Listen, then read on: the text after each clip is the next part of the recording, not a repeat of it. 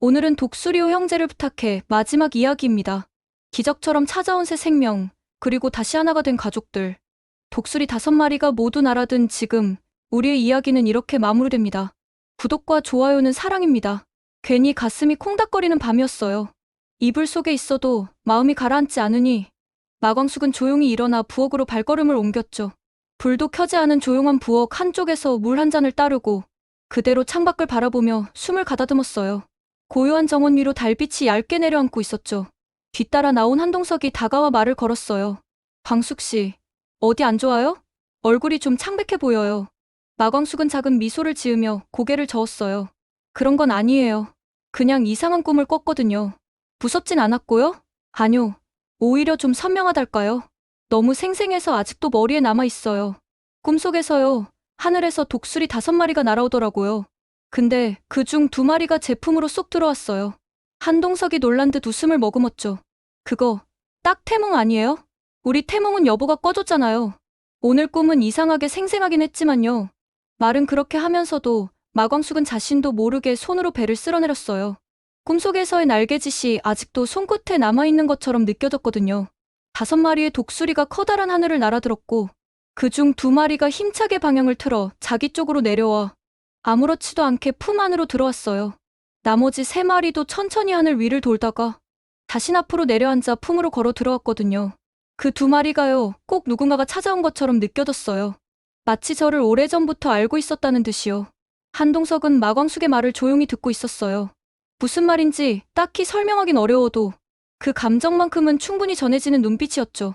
참 신기하네요. 꿈 얘기 듣는데 괜히 제가 더 설레네요. 설레긴요. 그냥 우스운 이야기죠. 그래도요, 괜히 그런 꿈은 아무나 꾸는 거 아니에요. 어쩌면 다른 가족들 중에 새 가족을 품고 있을 수도. 마광숙은 작게 웃으며 고개를 떨궜어요.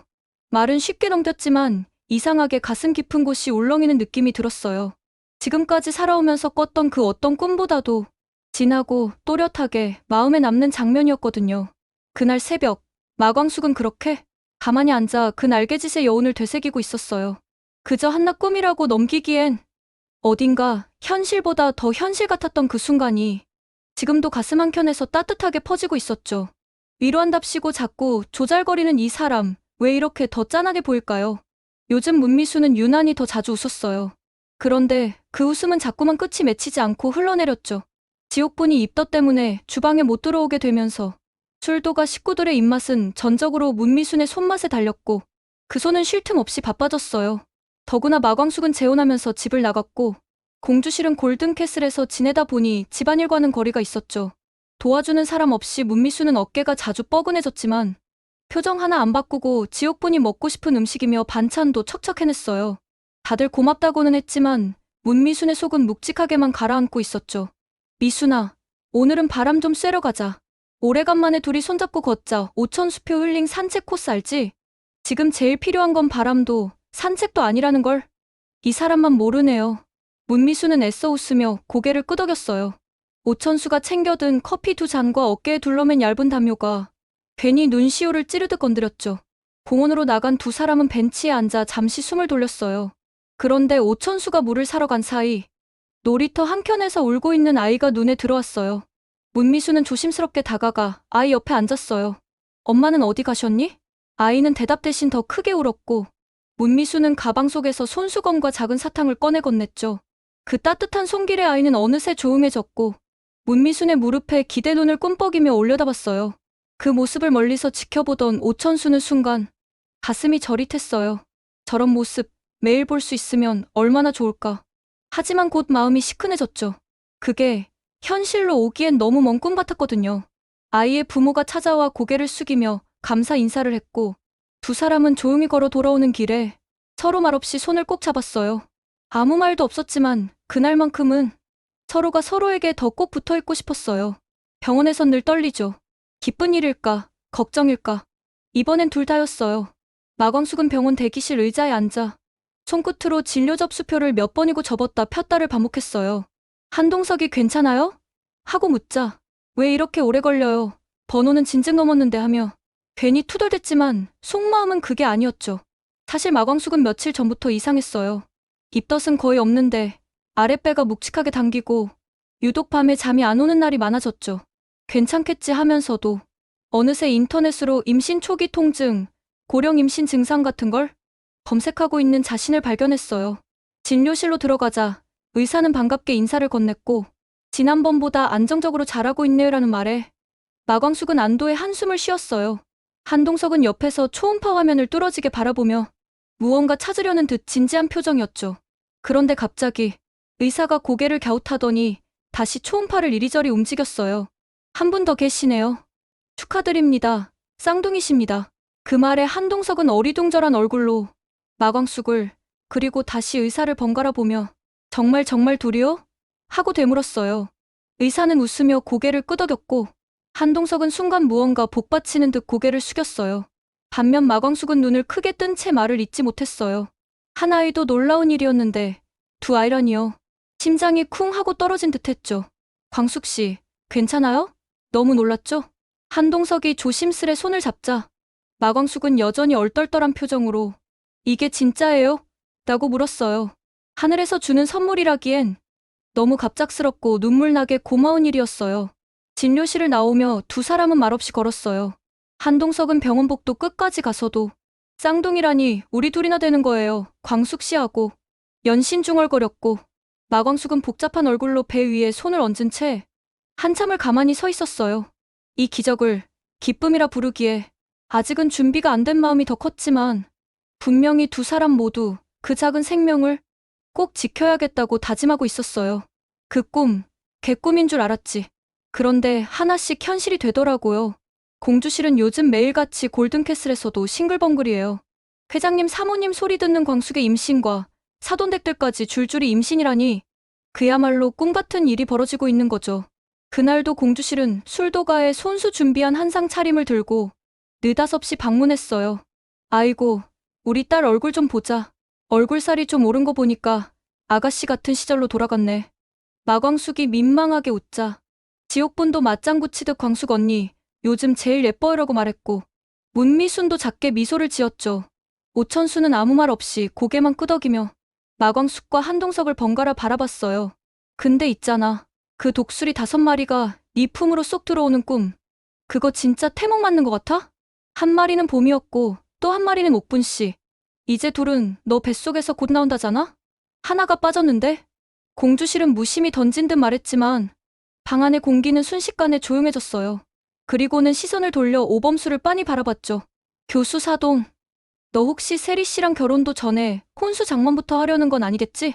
장난기 가득한 표정에 마광숙이 헛기침을 했고 오범수는 안절부절 못하며 아닙니다. 어머님 정말 아니에요를 연발했죠. 사돈이라지만 공주실 특유의 촌철살이는 언제나 분위기를 풀어주곤 했어요. 모두 웃는 사이 문미수는 조용히 컵을 들어 물을 마셨어요. 겉으로는 평온한 얼굴이지만 입꼬리에 맺힌 미세한 떨림은 속내를 숨기지 못했죠. 그날따라 문미수는 유독 조용했어요. 축하받는 분위기 속에서 자신이 점점 더 멀어지는 것 같다는 느낌을 지울 수 없었어요. 그걸 눈치챈 오천수는 슬그머니 문미순 옆으로 다가와 앉았어요. 물은 시원해? 마시면 속이 좀 괜찮아지려나?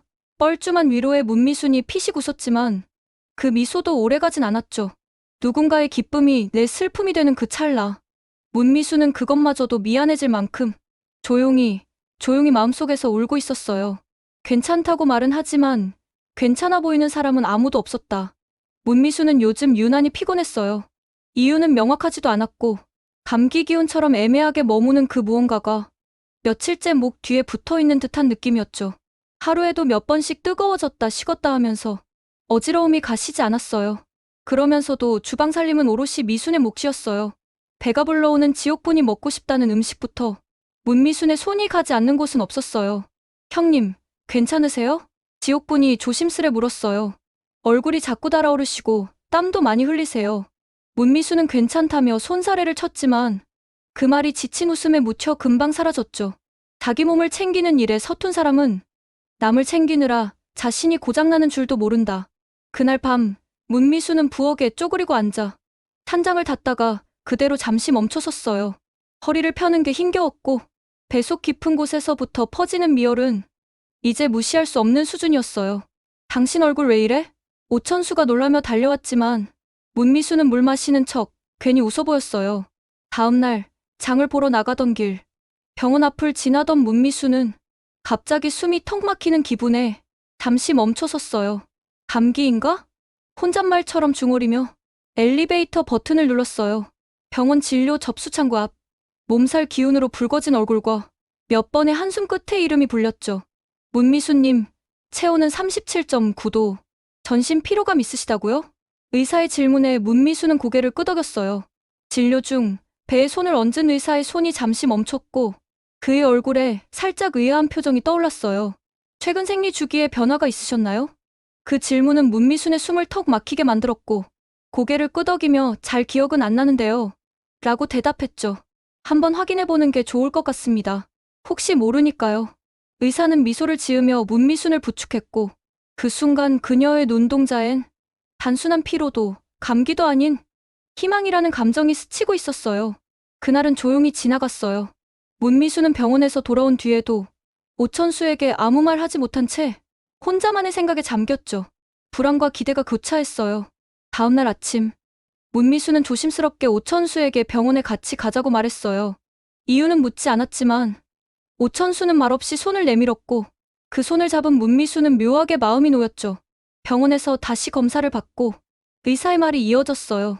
축하드립니다. 임신이 맞습니다. 문미수는 말없이 오천수를 바라봤고 오천수는 놀란 얼굴로 몇 번을 눈을 깜빡이다가 천천히 그녀의 손을 꼭 잡았어요. 그 순간 문미순의 눈가에 뜨거운 눈물이 조용히 맺혔습니다. 그래도 문 열고 나올 땐 누가 하나 있지 않을까 그런 생각해봤다. 출소를 앞둔 새벽, 독고탁은 간방 천장을 멍하니 올려다보며 중얼거렸어요. 그 말에 의미를 두진 않았지만 그래도 문이 열릴 때 아무도 없다면 서운할 것 같았죠. 그리고 문이 열렸을 때 제일 먼저 장미애가 서 있는 모습을 보고 독고탁은 말을 잃었습니다. 아이, 더운데 뭐 하러 왔어? 이런 데서 뭐 한다고? 말은 그렇게 하면서도 독고탁의 어깨는 장미애의 품 안에서 살짝 떨렸습니다. 장미애는 아무 말 없이 등을 두드려줬고 그 따뜻함에 독고탁의 눈가도 차오르기 시작했죠. 사람 마음이란 게 말이야. 입에서 나오는 게 전부가 아니죠. 특히 저 인간은 더 그렇고요. 멀리서 다가오는 독고세리의 말에 독고탁은 고개를 돌렸습니다. 한참을 말없이 서 있던 세리가 다가오자 그제야 입을 열었어요.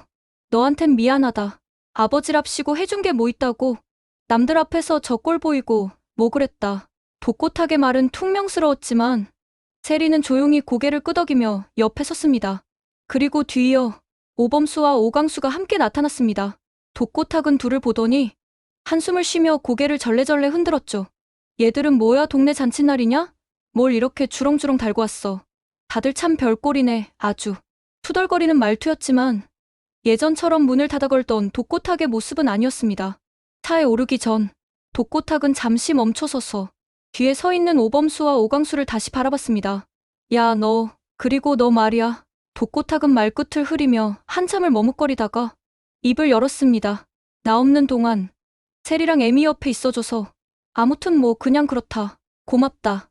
뻣뻣하게 고개를 돌리며 덧붙였죠. 됐고, 더워 죽겠으니까 얼른 타.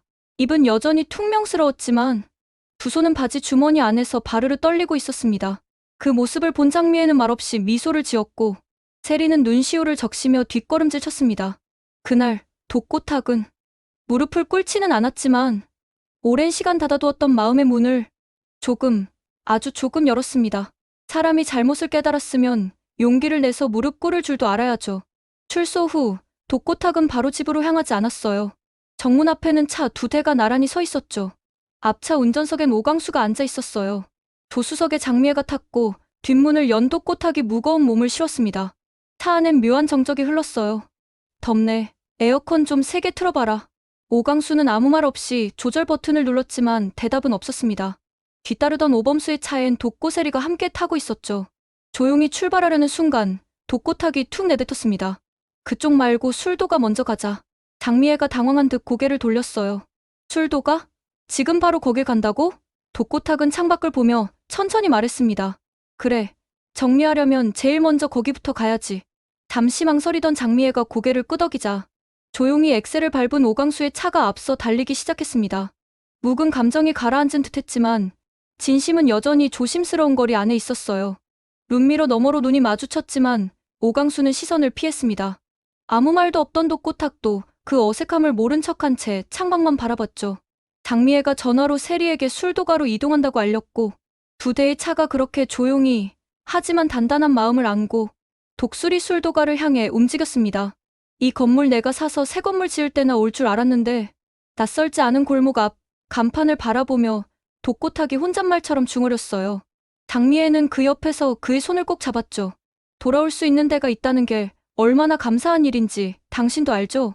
오강수가 몰던 차에서 장미애와 독고탁이 먼저 내렸고 뒤따라 도착한 오범수의 차에서는 독고세리와 함께 내렸습니다.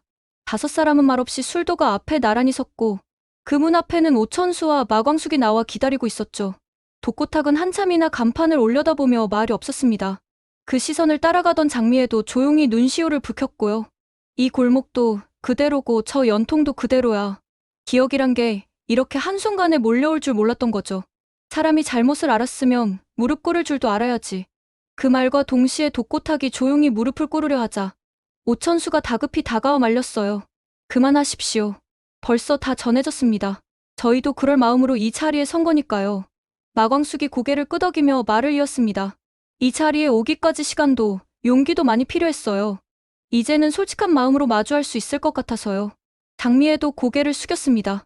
지나간 시간엔 책임이 따르지만 앞으로의 삶은 우리가 어떻게 하느냐에 따라 달라질 거예요. 그때 오천수가 작은 봉투 하나를 장미애에게 건넸습니다. 그날 신라주조 지분 남기고 가셨죠. 그걸 우리가 갖고 있을 이유가 없는 것 같아요. 다시 돌려드리고 싶었습니다. 봉투를 받아든 장미애는 잠시 말을 잇지 못했습니다. 그 옆에 독고탁도 말없이 고개를 숙였죠. 그리고 오천수가 다시 말을 이었습니다. 저는 우리 범수가 세리 씨를 만나게 된 것도 강수가 여사님을 다시 만난 것도 다 인연이라고 생각합니다. 오천수의 말에 오범수가 당황한 듯 고개를 숙였고 세리는 조용히 손을 잡았습니다. 그 모습을 바라보던 마광숙은 입꼬리를 올리며 말했죠. 신라주조와 독수리 술도가 앞으로는 서로 자극이 되는 경쟁자가 되면 좋겠어요. 좋은 술이 경쟁으로 나오는 거 소비자도 좋아하잖아요. 그 말에 공기처럼 무겁던 분위기가 조금은 부드러워졌고 그때 익숙한 목소리가 울렸습니다. 자자, 눈물은 집어치우고 밥부터 먹어. 나 배고파서 쓰러지겠다. 공주실이 앞치마 두른 채로 팔을 걷어붙이며 나타났고 그 모습에 모두가 웃음을 터뜨렸어요. 사람들이 하나둘 안으로 들어가는 그 순간 독고탁은 마지막으로 고개를 숙였습니다. 정말 고맙고 미안합니다. 이번만큼은 그 말이 진심으로 들렸어요. 밥상이 아니라 마음까지 따뜻해지는 날이네요. 공주실의 말처럼 그날 술도가는 정말 잔치집이었어요. 긴 상 위에 차려진 음식들, 부엌에서 분주히 움직이는 마광숙, 지옥분, 문미순, 공주실까지 그 누구 하나 빠짐없이 바빴죠. 지옥분은 잠시 앉았다가 배가 고프다며 문미순에게 부추전을 부탁했고 마광숙은 장조림반을 다시 본다며 국자로 국물 맛을 보고 있었어요. 공주실은 앞치마를 허리춤에 질끈 묶고 도마 앞에서 연신 야단이었고요. 그 가운데 문미수는 아무 말 없이 조용히 움직였어요. 그러나 그 조용함이 이상할 정도로 느껴질 즈음 일이 벌어졌죠. 그릇을 나르던 문미순이 중심을 잃고 잠시 비틀거리더니 손에 들고 있던 접시가 그대로 바닥에 깨져버린 거예요. 순간 정적이 흐르고 다급히 달려온 건 오천수였어요. 당신 괜찮아? 오천수가 문미순을 부축하며 외쳤고 순간 모두의 시선이 두 사람에게 쏠렸어요. 이 집에 사람이 너밖에 없냐? 왜 이렇게 무리해? 쏘아붙이는 말투였지만 그 안엔 걱정이 묻어 있었죠. 지옥분이 미안한 얼굴로 다가왔고 공주실도 어디 다친 건 아니냐며 안절부절 못했어요. 그런데 문미순이 잠시 숨을 고른 뒤 머쓱하게 웃으며 말했죠. 괜찮아요. 그냥 요즘 자꾸 어지럽네요. 뭐 빈혈인가 봐요. 오천수는 찜찜한 표정으로 고개를 갸웃했지만 말은 더 하지 않았어요. 그때 공주실이 문득 무언가 깨달은 듯한 표정으로 눈을 반짝이며 외쳤죠. 혹시 광숙이 꿈 진짜였던 거 아니야? 얘 너네도? 문미수는 고개를 숙였고 오천수가 한숨을 내쉬며 어깨를 으쓱했어요. 에이, 아직 말도 못 꺼냈는데 어쩔 수 없네. 그제야 문미순이 천천히 고개를 들어 가족들을 향해 조용히 웃었어요. 네, 우리도 생겼어요. 잠시 정적이 흐르다 어머, 진짜 대박 소리가 여기저기서 터졌고 공주실은 거실이 떠나가라 소리쳤어요. 광숙이 꿈 진짜 다 맞았네. 독수리 5마리 전부 들어온 거였네. 그 순간 독수리 술도가는 웃음소리로 가득 찼고 누구보다 기적 같은 임신을 기다렸던 문미수는 그 자리에 울음을 터뜨렸죠. 그 울음엔 고단함도 있었고 감사함도 있었고 무엇보다 살아있다는 느낌이 담겨 있었어요. 2년 후 독수리 1호부터 5호까지 다 모였네. 공주실의 입에서 먼저 나온 말에 잔디밭 위에 앉아있던 가족 모두가 웃음을 터뜨렸습니다. 해가 기울기 전에 공원 살랑이는 바람 속에서 아이 5이 순서대로 달려오고 있었어요. 맨 먼저 뛰어온 한이는 오범수 앞에 와서 껴안기라도 하듯 퐁하고 안겼고 독고세리는 한이의 등을 토닥이며 한이야, 또 달리기 1등 했네 하고 웃었죠. 공주실이 눈을 가늘게 뜨고 중얼거렸습니다. 1호는 한이 맞지, 그 다음은 흥순의 둘째. 말이 끝나기도 전에 두 번째 아이가 지옥분에게 와서 두 팔을 벌리며 안겼고 그 뒤로 마광숙의 품을 향해 나란히 달려오는 쌍둥이 아이들이 보였죠. 공주실은 손가락을 접으며 따라 말했어요. 3호, 4호는 광숙이네지. 쌍둥이로 태어났으니 같이 다니는 것도 닮았고 오천수는 아이들 쪽을 향해 팔을 벌리고 있었어요. 그리고 맨 마지막 5번째 아이가 문미순을 향해 불이 나게 뛰어오자 공주실은 눈가에 잔잔한 웃음을 머금으며 마지막 말을 이었습니다. 5호는 천수네. 웃는 얼굴만 보면 제일 닮았어. 아이들은 각자의 엄마 아빠 품에 안긴 채 옹알이를 하거나 장난을 걸었고 어른들은 그저 그런 아이들을 바라보며 나지막하게 웃었어요. 어색하던 관계도 불편했던 감정도 시간이 흘러 아이들처럼 자연스럽게 하나로 이어져 있었습니다. 마광숙이 미소를 지으며 문미순과 지옥분을 바라봤습니다. 참, 우리도 어느덧 다 같이 엄마가 됐네. 문미순은 웃으며 고개를 끄덕였고 지옥분은 이렇게 정신없는 게 언제까지일까요 하고 웃으며 땀을 닦았죠. 가족 모두가 커다란 돗자리 위에 둘러앉아 누군가는 김밥을 건넸고 누군가는 과일을 깎아 나눴습니다. 멀찍이 떨어져 있던 한동석이 아이들 쪽을 바라보다가 마광숙의 손을 꼭 잡았고 오흥수는 지옥분에게 물을 건네며 오늘 하루 정말 잘 살아낸 기분이야 하고 말했어요. 공주실은 조금 떨어진 벤치에서 이 모습을 지켜보다 텀블러에 차를 따르며 혼잣말하듯 중얼거렸습니다. 독수리 5마리가 우리 집으로 날아든 그 꿈. 그게 그냥 꿈이 아니었구나. 잔잔하게 깔리는 웃음소리와 아이들의 웃음이 교차되며 하루는 그렇게 따뜻하게 저물어갔습니다. 시간이 참 빠르죠.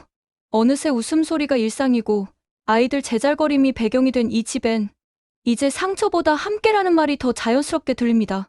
사랑도, 용서도, 기다림도 결국 가족이라는 이름 앞에 머무르게 되는 거였죠. 헤어졌던 마음이 다시 만나는 기적. 그건 멀리 있는 게 아니었어요. 바로 곁에 있던 사람들, 미처 놓치고 있던 진심들, 그것들이 다시 가족이라는 둥지로 모여들었습니다. 누군가는 늦게 부모가 되었고 누군가는 오래 참고 견디며 가족을 지켰습니다. 어느 쪽이든 서로를 사랑한 마음만은 같았기에 결국엔 다들 같은 자리에 서게 된 거겠죠. 그리고 오늘 우린 모두 그 자리에 함께 서 있었습니다. 기적이 따로 있는 게 아니었어요. 바로 지금 이 순간이 그 자체로 기적이었죠. 독수리호 형제를 부탁해 마지막 이야기 여기까지 함께 해주셔서 감사합니다.